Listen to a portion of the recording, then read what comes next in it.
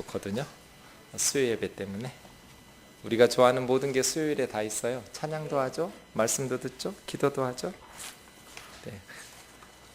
수요일에 저를 만났는데 기분이 업돼 있는 것 같으면 오늘 수요일이구나 이렇게 생각하시면 돼요. 이사야 9장 1절에서 7절 말씀 제가 읽겠습니다. 전에 고통받던 자들에게는 흑암이 없으리로다. 옛적에는 여호와께서 스불론 땅과 납달리 땅이 멸시를 당하게 하셨더니 후에는 해변길과 요단 저쪽 이방의 갈릴리를 영화롭게 하셨느니라. 흑암에 행하던 백성이 큰 빛을 보고 사망의 그늘진 땅에 거주하던 자에게 빛이 비치도다. 주께서 이 나라를 창성하게 하시며 그 즐거움을 더하게 하셨으므로 추수하는 즐거움과 탈취물을 나눌 때 즐거움같이 그들이 주 앞에서 즐거워하오니 이는 그들이 무겁게 맨 멍에와 그들의 어깨의 채찍과 그 압제자의 막대기를 주께서 꺾으시되 미디안의 날과 같이 하셨음이니이다. 어지러이 싸우는 군인들의 신과 피 묻은 겉옷이 불의 섭같이 살라지리니 이는 한 아기가 우리에게 낳고 한 아들을 우리에게 주신 바 되었는데 그 어깨에는 정사를 메었고 그 이름은 기묘자라 모사라 전능하신 하나님이라 영존하시는 아버지라 평강의 왕이라 할 것임이라. 그 정사와 평강의 더함이 무궁하며 또 다윗의 왕좌와 그 나라에 군림하여 그 나라를 굳게 세우고 지금 이후로 영원히 정의와 공의로 그것을 보존하실 것이라. 만군의 여호와의 열심히 이를 이루시리라. 아멘. 이사야서 앞의 말씀이 이사야 선지자는 유다 백성들에게 심판을 선언했어요. 북이스라엘, 아람과 연합해서 남쪽 유다와 예루살렘을 침략하는 북이스라엘은 아수르 군대에 의해서 패망하게 될 것이고, 또 남쪽 유다와 예루살렘 사람들은 그 전쟁 때 이사야 선지자를 통해서 하나님을 신뢰하라고 말씀을 주셨음에도 불구하고 하나님을 신뢰하기보다는 성전에 있는 창고의 모든 보물들, 또 왕궁에 있던 보물 창고의 모든 보물들을 다 아시리아에 선물로 보내면서 우리 좀 살려달라고 원조를 요청함으로써 하나님보다 세상 아수르 제국을 의지했던 유다도 하나님의 심판을 받을 것이다. 이렇게 불안하니까 사람들이 시절이 하수상하니까 이렇게 근심하면서, 그럴 때일수록 하나님의 백성들이 하나님의 말씀을 붙들어야 되거든요. 어렵고 힘들고 불안할수록 하나님의 말씀을 묵상하고 하나님에게 집중해야 되는데 이스라엘 백성들이 그러지를 못했어요. 그래서 하나님께서 얼굴을 돌리셨고 이스라엘 백성들에게 주시는 하나님의 말씀을 붙잡지 않고 이스라엘 사람들은 점쟁이나 무당들을 찾아다니고 그들의 말에 귀를 기울이다가, 그래서 결론이 8장 오늘 9장 1절 바로 앞에 있는 8장 22절에 환난과 흑암, 고통의 흑암, 심한 흑암, 흑암 이렇게 깜깜한 영적인 흑암이라고 말씀을 선언하셨거든요. 그러니까 하나님을 신뢰해야 될 순간에 하나님을 신뢰하지 못하고 세상적인 지혜를 동원해서 세상의 제국을 의지하고 신뢰하면 아수르가 유다의 청을 들어서 북이스라엘과 아람을 정복한 후에 유다는 가만두겠어요? 전쟁으로 빼앗지 않을 뿐이지 똑같이 속국으로 만들어버리겠죠. 이제 유다는 계속해서 아수르에게 조공을 갖다 바치고 아수르의 노예처럼 살게 되겠죠. 어리석은 일이라고 선지자를 통해서 심판하십니다. 그래서 8장까지 흑암 너희의 미래는 깜깜하다고, 한치의 빛도 없는 완전한 흑암이라고, 깊은 흑암이 너희의 미래를 덮을 것이라고 심판의 말씀을 선언하셨어요. 그러니까 남북 이스라엘이 다 망한다는 거예요. 북이스라엘도 망하고 남쪽 유다도 심판을 받고. 그럼 이제 이런 생각이 들죠. 그럼 정말 큰일 났구나. 예, 큰일은 났는데 그러면 이사야 선지자의 말씀을 들은 사람들은 어떻게 되냐는 말이에요. 하나님께서 선지자를 보내셔서 그렇게 말씀을 전하셨어요? 안 들었어요. 왕부터 예루살렘의 정치인들, 이스라엘 백성들, 유다 백성들이 하나님의 말씀을 듣지 않았어요. 그런데 소수일망정 선지자를 통해서 주시는 하나님의 말씀을 들은 사람들이 있을 거잖아요. 그들은 어떻게 될 것인가? 그럼 그들은 심판받고 끝날 것인가? 심판의 메시지를 그냥 이제 우리는 죽었구나, 완전한 암흑에 뒤덮이겠구나, 우리의 미래는 깜깜하구나, 절망하고 끝낼 것인가? 그렇지 않아요. 그래서요, 선지서에 보면 반드시 두 가지 내용이 번갈아 가면서 나와요. 하나는 심판. 왜요? 그들의 죄에 대해서 심판하는 거죠. 하나는 소망, 회복, 구원이 나와요. 이사야서도 마찬가지예요. 심판의 메시지가 나오고 구원과 회복의 메시지가 나와요. 그래서 9장 1절에서 7절까지는 앞에 7장에서 8장은 이게 심판이었거든요. 9장에서 앞부분에서 다시 희망과 소망이 나와요. 구원과 회복이 나와요. 그리고 다음 주일에 우리가 묵상할 9장 8절에서부터 다시 10장 4절까지는 심판의 메시지가 나와요.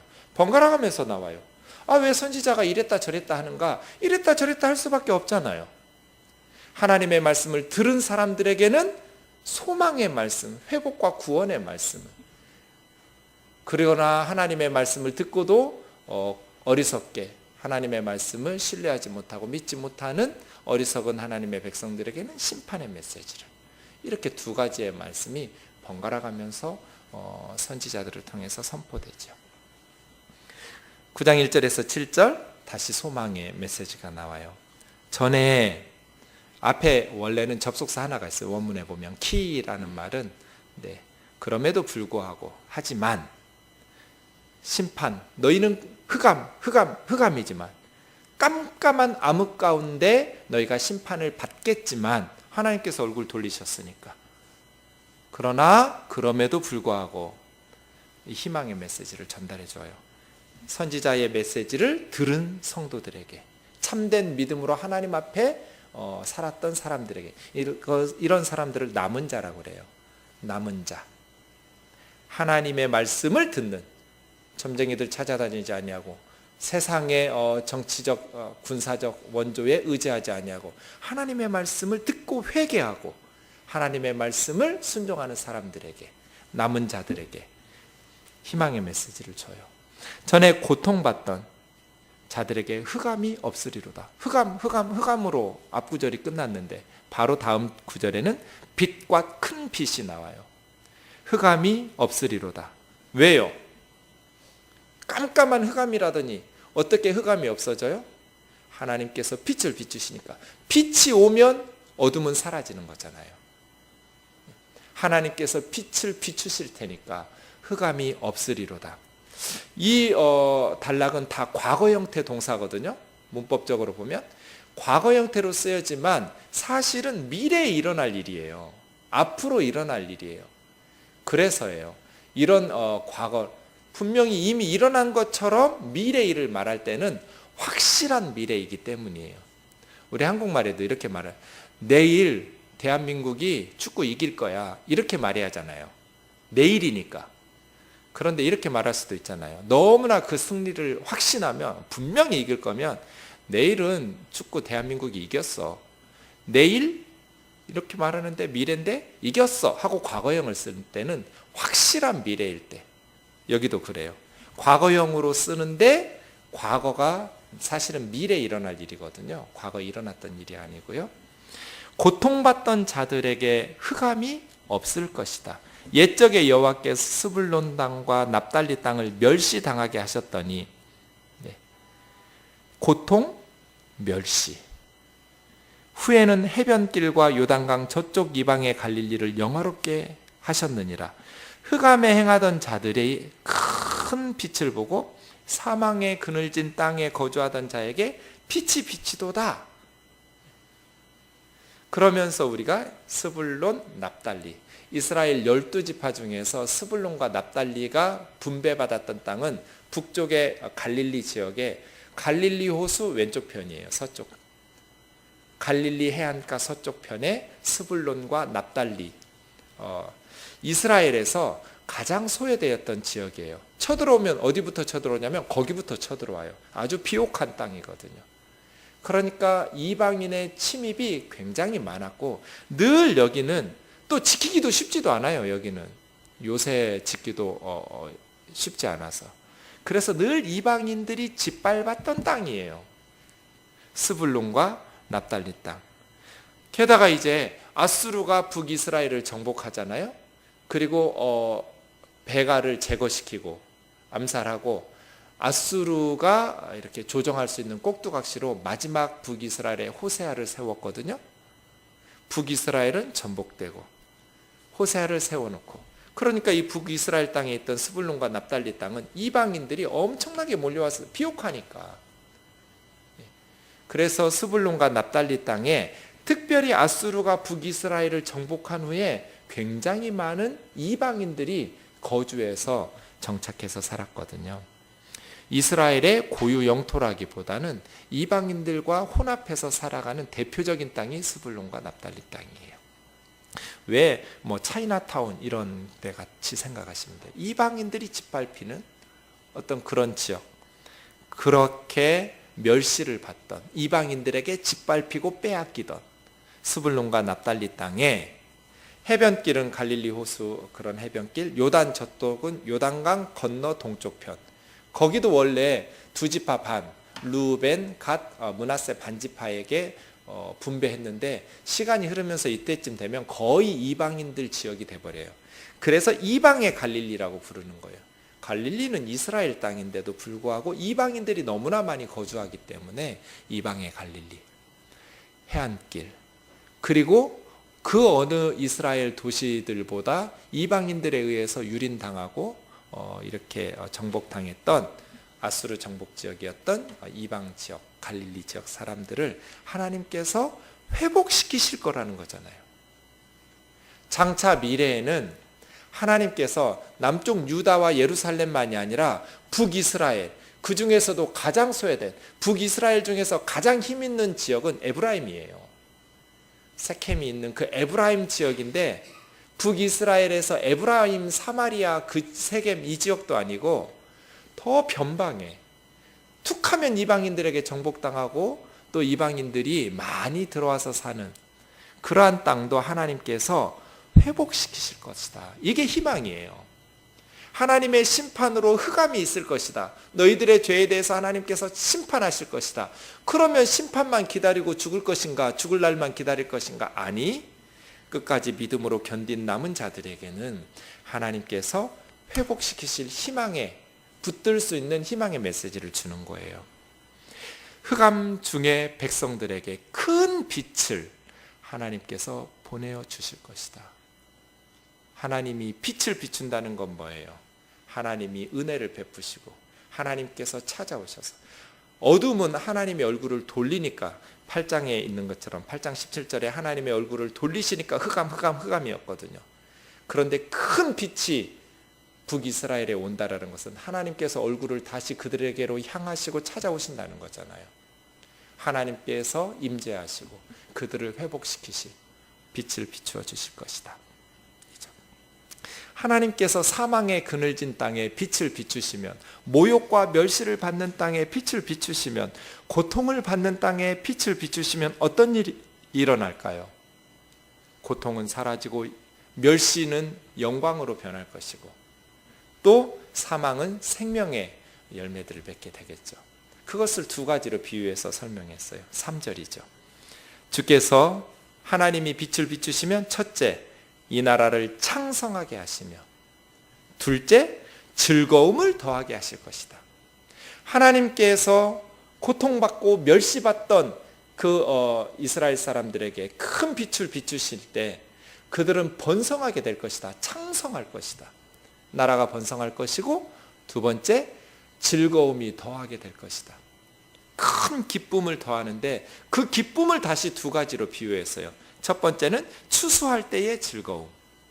그러니까 어떻게 창성하고 어떤 기쁨이 있어요?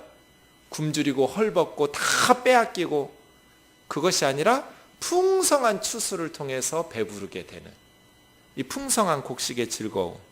네, 최고죠. 1년 내 고생하면서 농사를 지었는데 풍성한 추수를 바라보면서 농사 짓고 고생하는 거잖아요. 그러한 즐거움을 주실 것이고, 두 번째는 탈취물을 나눌 때의 즐거움 같이, 탈취물은 전쟁에서 승리했을 때 정복한 나라에서 탈취하는 것이죠. 그러니까 두 가지의 기쁨으로 설명했어요. 하나는 추수의 기쁨, 하나는 전쟁 승리의 기쁨. 계속 빼앗기고 착취당하고 짓밟히고 그랬던, 눈물을 삼켰던 이 백성들에게 하나님께서 은혜를 베푸셔서 큰 빛을 비추시면 그들은 다시 추수의 기쁨과 전쟁 승리의 기쁨을 주실 것이다 라고 약속하시는 거예요. 네.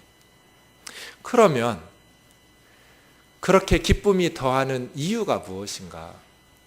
왜 이들이 이렇게 즐거움, 추수 때처럼, 전쟁에서 이겼을 때처럼 기뻐할 수 있을 것인가?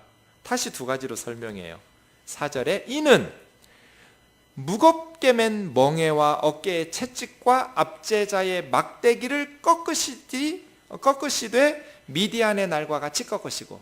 그러니까 이들이 왜 이렇게 기쁘게 추수 때처럼, 전쟁에서 이겼을 때처럼 기쁘게 할 거냐면, 첫 번째는 그 북이스라엘 백성들을 압제하는 멍에를 하나님께서 꺾으실 것이기 때문에, 그러니까 그들을 짓밟고 있었던 세력들로부터 해방시키실 것이기 때문이에요. 그걸 세 가지로 표현했죠. 멍에, 어깨의 멍에와 채찍, 압제자의 막대기를 하나님께서 꺾어버리실 거다. 이스라엘 백성들에게 채찍질하고 그들에게 멍에를 지우고 막대기로 압제하던 그 모든 것들을 꺾어서 그 종살이와 고통에서, 마치 출애굽에서, 애굽에서 신음하던 이스라엘 백성들을 모세를 통해서 그들 애굽 사람들의 막대기 바로의 채찍을 꺾어버리고 출애굽시키셨던 것처럼 이스라엘 백성들을 하나님께서 때가 되면 해방시키실 것이다. 마치 그것이 미디안 때처럼, 사사기 7장에 보면 미디안 사람들이 이스라엘 백성들을 엄청나게 괴롭혔잖아요. 그때 기드온과 300용사가, 사사 기드온과 300명이 미디안을 다 쓸어버렸잖아요. 여기 쓸었던 때가 아셀 지파, 스불론 지파, 납달리 지파거든요. 그 북쪽 갈릴리 지역이었어요. 기드온의 300용사가 미디안을 물리쳤던 이스라엘 평야 그 지역이거든요. 이스라엘 전투, 평야 전투에서 이기고 이스라엘에게 해방을 주었던 것처럼 오랜 시간 미디안의 압제 가운데서 채찍에 맞고 멍에를 메고 막대기를 맞고 그렇게 당했던 그들을 하나님께서 기드온과 300용사를 통해서 미디안의 막대기를 꺾어버리고 채찍을 꺾어버리시고 해방을 주셨던 것처럼, 때가 되면 아수르의 지배를 당하고 오랫동안 외세의 지배를 당하던 북쪽의 이스라엘 사람들을 하나님께서 해방시키실 것이다. 두 번째 5절 말씀이요, 어지러이 싸우는 군인들의 신발, 피 묻은 겉옷이. 그러니까 군인들의 피가 묻어있고 어지러이 싸우고 있는 신발들이 있었다라는 것은 침략하는 군사들이 이제는 사라질 것이다. 불에 섭이 살라지는 것처럼, 마른 풀이 불에 다 타버리는 것처럼 지푸라기가 타듯이 다 타서 없어질 것이다. 그래서 그들에게 즐거움이 더할 것이다. 하나님께서 고통받고 압제하고 그 멍에들을 다 멸시받고 고통받았던 그들에게 자유를 주실 것이기 때문에, 그리고 그들을 지배하고 있던 군인들이 다 사라져버릴 것이기 때문이에요. 그 다음 6절 7절이 이 일을 위해서 한 아이가 태어난다는 거예요. 그러니까 구조적으로 이렇게 돼 있죠. 하나님의 심판 가운데, 아주 심한 흑암 가운데서 고통을 받고 있어야 되는데, 그 고통 중에서도 하나님께서 소망의 빛을 약속하시면서 그 소망을 주시는 것을 빛으로, 큰 빛을 비추실 것이다. 흑암의 변방 스불론과 납달리 땅에 하나님께서 큰 빛으로 구원하실 것이다. 그랬더니 창성하게 되고 그 나라가 즐거움과 기쁨이 더하게 될 거라는 거예요. 어떻게 번성하고 즐거움에 기쁨이 더하냐면, 그 기쁨이 가장 기쁜 게 두 가지 아니겠어요? 추수할 때하고 전쟁에서 이겼을 때하고. 그런 기쁨이 그 땅에 임해서 이스라엘이 회복될 것이다. 어떻게 그런 기쁨이 임하는가? 그들을 압제하던 모든 멍에 다 사라지고 채찍과 막대기를 다 꺾어버리실 것이다.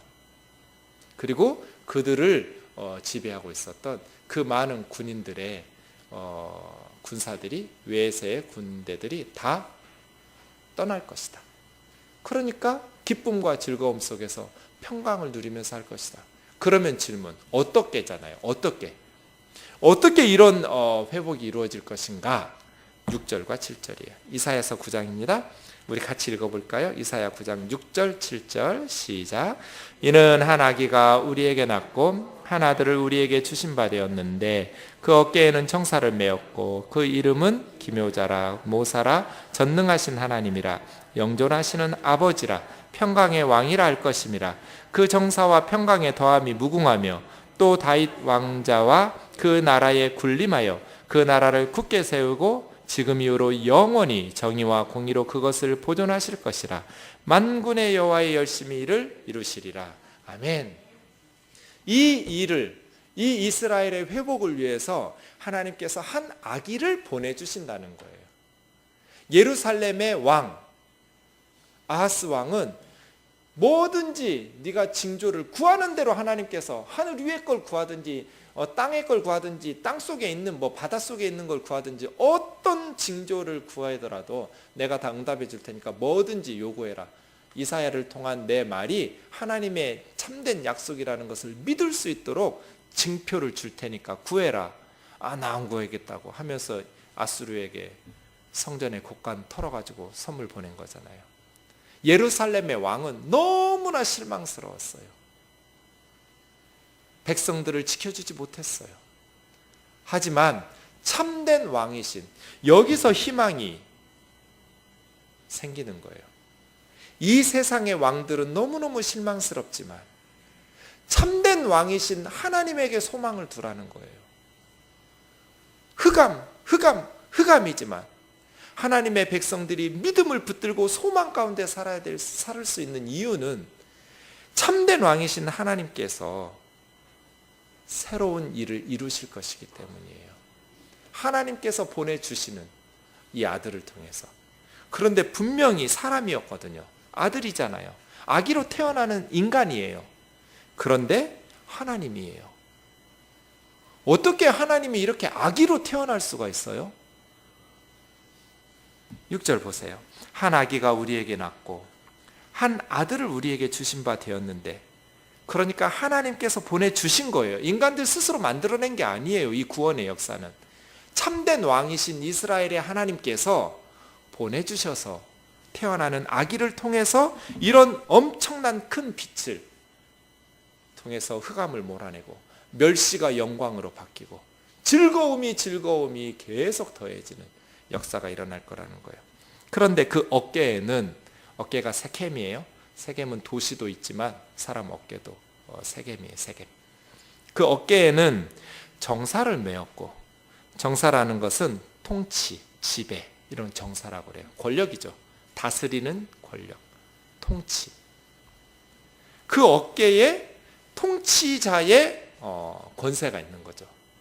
왕적인 권세예요. 그 아기는. 그런데 그 이름은 기묘자라 모사라. 이거 번역이 좀 잘못됐어요. 이러면 5가지가 돼요. 기묘자, 모사, 전능하신 하나님, 영존하신 아버지, 평강의 왕. 근데 사실은 4가지예요. 기묘자가 히브리 단어는, 명사는 절대형이 있고 연계형이라는 게 있어요. 연계형은 연결시켜주는, 그래서 앞은 수식해야 돼요. 무슨 말이냐면 기묘자, 모사 이렇게 따로따로 절대형으로 쓴 게 아니고 원문에 보면 기묘한 모사 이렇게 써야 돼요. 앞에는 연계형이 있거든요. 기묘한 모사, 이게 첫 번째. 그래서 5가지가 아니라 기묘자, 모사, 전능하신 아버지, 전능하신 하나님, 영존하신 아버지, 평강의 왕 5가지가 아니라 기묘한 모사, 전능하신 하나님, 영존하신 아버지, 평강의 왕, 이렇게 4가지로 봐야 된다는 거예요. 기묘하다라는 것은 놀랍다는 뜻이에요. 기적할 때, 불가사의한, 경이로운, 도저히 일어날 수 없는 그런 뜻이에요. 그리고 모사라는 것은 충고하는 자, 조언해 주는 자, 권면해 주는 자, 또 가르치는 선생님, 그런 뜻이에요. 그러니까 기묘한 모사, 그건 무슨 뜻이에요? 너무너무 지혜롭게 백성들을 인도하는 지도자죠. 그죠? 그런데 그 지혜가 인간의 지혜가 아니에요. 너무너무 탁월한 지혜, 놀라운 기묘한 초자연적인 지혜로 조언해주고 가르쳐주는 선생님. 네. 지혜롭게 이끌어주는 이런 선생님이 있으면 좋겠죠. 우리 인생에 초자연적인 지혜를 가지고 너무너무 놀라운 기묘한 지혜로서 우리를 상담해주고 조언해주시고 가르쳐주시고 인도해주시는, 이게 기묘한 모사, 그런 뜻이에요. 그런데 이 아기는 전능하신 하나님이에요. 전능하신 하나님은 누구도 막을 수가 없어요. 이길 수가 없어요. 전쟁에 능하신 하나님이시거든요. 그런데 이 아기가 그런 지혜로운 인도자일 뿐 아니라 전능하신 하나님이에요. 또 영존하시는 아버지예요. 영원히 존재하는 하나님밖에 없어요. 모든 인간은 죽으니까요. 세상의 왕은 죽어요. 아무리 훌륭했던 다윗 왕도 죽어요. 그런데 이 아기는 영존하는 아버지예요. 그리고 평강의 왕이에요. 참된 평화를 가져다 주시는 왕. 그런데 왕이라는 단어가 원래는 멜렉이거든요. 왕. 근데 여기는 멜렉이라는 왕이 아니에요. 사르라고 해서 우두머리, 방백, 지도자, 그런 뜻이에요. 그러니까 여기서도 이 평강의 왕은 하나님께서 파송하는 자예요. 진짜 왕은 하나님이에요. 참된 이스라엘의 왕은, 멜렉은 하나님이시고 그 하나님께서 보내시는 또 하나님, 그런 하나님인데, 전능한 하나님, 영존하시는 아버지, 평강의 왕, 기묘한 모사. 그런데 아기예요. 아들로 태어나고 세상에 오시는 거예요. 그래서 이분을 누구라고 하겠어요? 예수 그리스도죠. 메시아로 보는 거죠. 장차 이 세상에 오셔서 이스라엘을 회복할 자. 그래서 유대인들이 이런 메시아를 기다렸단 말이에요. 왜 예수님 보고 메시아인 줄을 몰라봤을까요? 지금도 유대인들은 메시아를 기다려요.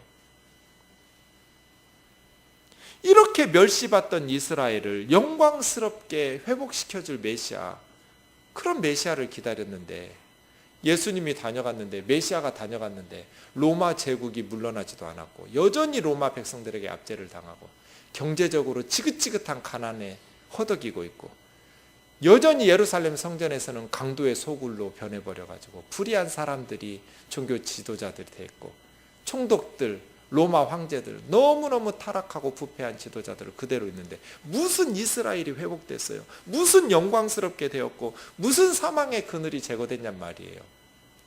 이것을 유대인들이 육신적 개념에서 보았기 때문에, 그런 메시아가 이스라엘을 정치적으로 로마로부터 해방시켜줄, 경제적으로 풍요를 가져다줄, 이러한 것으로만 보았기 때문에 예수님이 메시아라는 것을 몰라본 거죠. 그래서요, 이 구절을 마태복음 4장 14절에서 16절에 보면 스불론과 납달리 땅이 빛을 본다고 할 때 예수님의 갈릴리 사역으로 성취되었다라고 마태복음 4장에서 이야기하죠. 메시아를 통해서 이런 영광스러운, 예수님은 세상의 빛이에요. 예수님이 어둠을 몰아내셨어요. 하나님에 대한 무지를 예수님께서 제거시켰어요. 누구든지 예수님을 통해서 하나님을 제대로 배울 수 있어요. 우리 주 예수 그리스도를 통해서 우리는 예수 그리스도의 빛 가운데서 하나님을 알게 되어요. 하나님의 구원과 생명을 알게 되죠. 그런데 그 통치의 결과가 7절 보세요. 그 정사는 통치권이라고 그랬죠. 그 권력, 그 지배하는 통치와 평강의 더함이 계속되는 거예요. 무궁, 끝이 없다는 뜻이에요. 이 메시아의 평화는, 이 메시아의 통치는, 인간 왕은 죽으면 끝이지만 권력이, 이 메시아의 통치는 무궁해요. 그리고 메시아의 평화는 무궁해요. 영원히 계속해서. 또 다윗의 왕좌에 앉아서, 다윗의 위에 앉아서 그의 나라를 굳게 세우고, 그래서 남북 이스라엘이 회복되는 거예요. 지금 이후로 영원히 정의와 공의, 그 메시아 왕국의 통치 원리는 정의, 미슈파트, 공의, 체다카. 정의와 공의, 미슈파트는 공정한 재판이에요. 그 당시에는 재판을 통해서 통치했기 때문에 정치가 공정했다는 뜻이에요. 이게 정의, 미슈파트예요. 체다카, 공의는 뭐예요? 바른 관계라고 제가 말씀드렸죠. 네. 그래서 단순히 이 사람 것 빼앗지 않는 것, 이거 정의라고 말하지 않아요. 가난한 사람의 것을 착취하지 않는 것이 정의가 아니고, 가난한 사람이 굶주리고 있는데 내가 먹을 것이 있으면 나누는 것. 그래서 포도밭에 포도를 다 따지 않고, 이삭 추수할 때 그 모퉁이를 다 추수하지 않고 남겨두어서 어느 도시든지 고아와 과부와 가난한 사람들이 있으니까 그 포도밭을 딸 수, 이런 걸 정의라고, 체다카라고 말해요. 그러니까 단순히 정의는 거짓말 안 하고 남의 것 착취하지 않는 것, 나 정의로 왔어, 이게 아니라 어려운 사람들을 돕는 것, 바른 관계를 맺으면서 살아가는 것. 얘가 지금 굶어 죽어가고 있는데 나는 많이 막 2인분 3인분 혼자 다 먹는 것을, 너 얘한테 거짓말도 안 하고 빼앗지도 않았으니까 나 정의롭고 공의롭게 살았어, 체다카했어, 이렇게 말할 수 없어요. 내가 1인분 줄이고 얘 1인분 먹이는 거, 이런 걸 정의라고 하는 거예요, 성경에서 말하는. 그래서 주님께서는 정의와 공의로 세상을 다스리신다. 그래서 평화가 깃든다. 영원 무궁이. 이 일을 누가 이루시는가? 마지막 구절이요. 만군의 여호와의 열심히 이것을 이루실 것이다. 하나님께서 이 일을 이루실 것이다. 만군의 여호와의 열심히 이 일을 이루신다라는 구절이 구약 성경에 3번 나와요. 성경에. 한 번은 여기. 또 한 번은 이사야 뒤쪽에 가면 37장 32절에 한 번 또 나와요. 그 다음 한 번은 열왕기 하 19장 31절에서 쓰였어요. 3번 다 내용이 똑같아요. 남은 자들을 구원하실 때 만군의 여호와의 열심히 이것을 이루실 것이다. 남은 사람들이 예루살렘에서 나오고 주님께서 그들을 지키실 것이다. 만군의 여호와의 열심히 이 일을 이루실 것이다. 이렇게 말씀하는 거예요. 정말 이사야 선지자는 엄청난, 저 사람 지금 무슨 얘기를 하는 거야? 우리는 예수님을 다 봤으니까 이 말씀을 이해할 수 있지만 예수님 태어나기 700년 전이에요, 지금. 예수님이 태어나기 700년 전에 이사야 선지자는 한 아기를 우리에게 주실 것이다. 한 아들이 태어날 것이다. 그가 기묘한 모사다.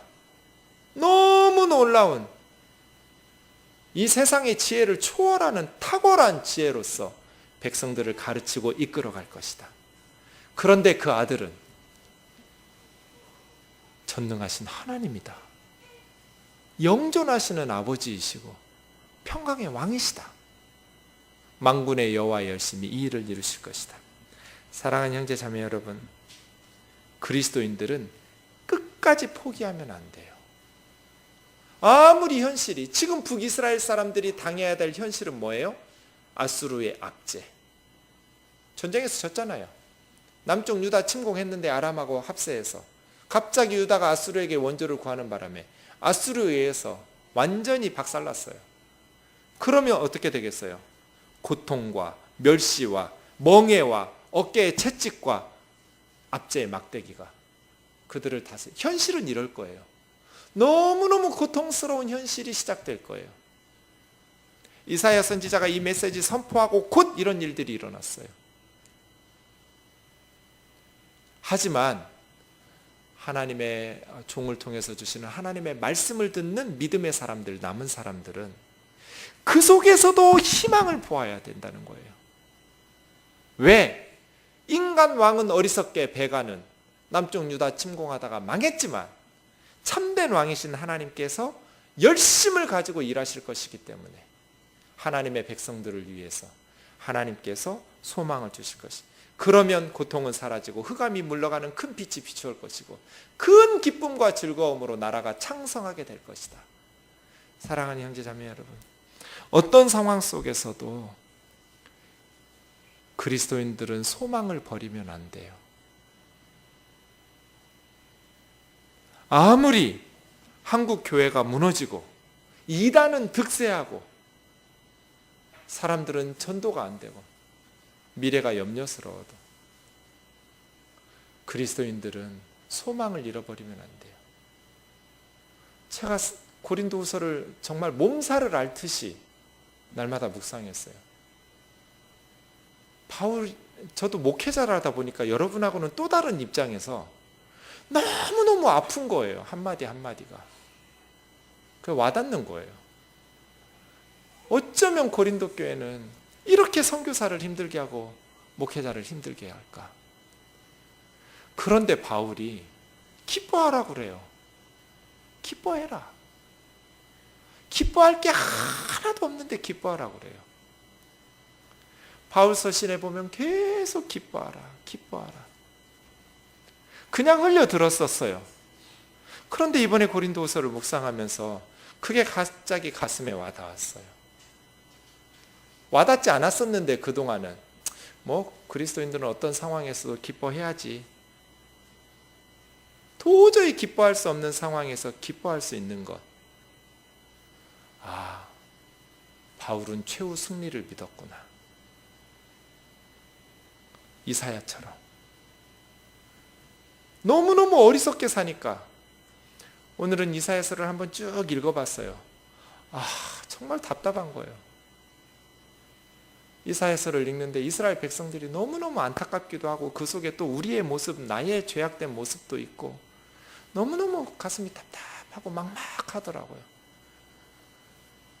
소는 구유를 알고 나귀는 제 주인을 알아보는데 내 백성, 내 자식들은 여호와를 버리고. 너무너무 어리석은 이스라엘 백성들. 그리고 어리석은 리더인 왕. 그 어리석은 왕들. 하나님의 말씀은 버리고, 그러니 하나님의 얼굴을 돌리고 영적인 암흑 속에서 심판을 당해야 되는데, 그럼에도 불구하고 선지자는 심판의 메시지로 초지일관하지 않고 소망의 빛이 비추어질 거라고 이렇게 9장 1절에서 7절 같은 말씀을 주시는 거예요.